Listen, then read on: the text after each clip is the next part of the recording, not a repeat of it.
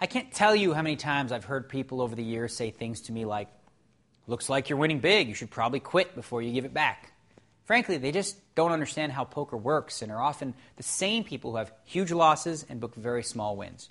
You should never be preoccupied with your winning percentages. It's totally meaningless. I remember people bragging to me that they've won 22 days in a row and that they won 80% of the sessions they play. The thing is, when you look deeper into the results, you'll also find a very unhealthy pattern. Yes, while these players are winning 80% of the time, some of them are net losers in poker. It's amazing, but true. I looked at an old friend's poker records and immediately found the problem with their approach to the game. It looked like this. Monday, 3 hours, winner. Tuesday, 2 hours, winner. Wednesday, winner. Thursday, winner. All very short sessions. Then comes Friday. 16 hours minus 2,200. Yikes. That is a recipe for disaster if I ever saw one. Since my friend was so obsessed with having to win every time out, he couldn't quit when he was losing. That led to poor play and fatigue, which is better known in the poker world as tilt. Frankly, despite the fact that he won 4 out of 5 days, he was doing the exact opposite of what he should have been doing. Generally speaking, when you are losing at poker over a long period of time, it will make it more difficult to play well. Conversely, when you're winning and things seem to be going very well, your confidence will be at a high, which can only help you at the table.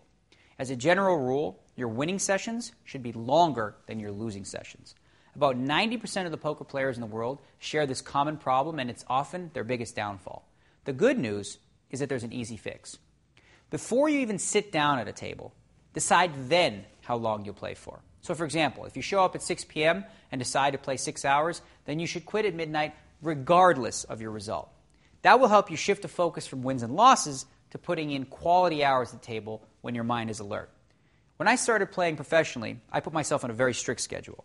Monday to Friday from noon to 8, much like a real job. Sometimes, if the game was particularly juicy, I'd play a little longer in the night, but only under one condition. I had to be winning. Your mind will often play tricks on you when quitting time rolls around. The voices in your head will tell you, stay, get your money back. You're playing really good. You'll get these guys. Do not listen to that evil voice. He will only destroy you. Your mind wants you to believe that losing hasn't had a negative effect on your play, but more often than not, it will hurt your confidence. Go home. There's always tomorrow. As you become more comfortable with being disciplined, you can start to trust yourself a little more to play longer if the game is good. Also, it's always okay to quit early if you're losing and don't feel like you're playing your best. Or if you just didn't get enough sleep and feel genuinely tired, it's probably a good idea to quit whether you're winning or losing. The last thing you should do is start focusing on a new number. Forget about your win-loss records. Those are completely unimportant. Instead, start tracking your hourly rate. Divide your results by the number of hours you've played. If you're making one big bet an hour in a limit game, that's a good result. For example, if you've played 2,000 hours of 10-20 limit hold'em and earned $55,000, your hourly rate would be $27.50, and that's a decent hourly rate. Leave the braggarts to their amazing 22 straight winning sessions. In the meantime, take it one hand at a time and focus on making good decisions every time out. Let the results take care of themselves.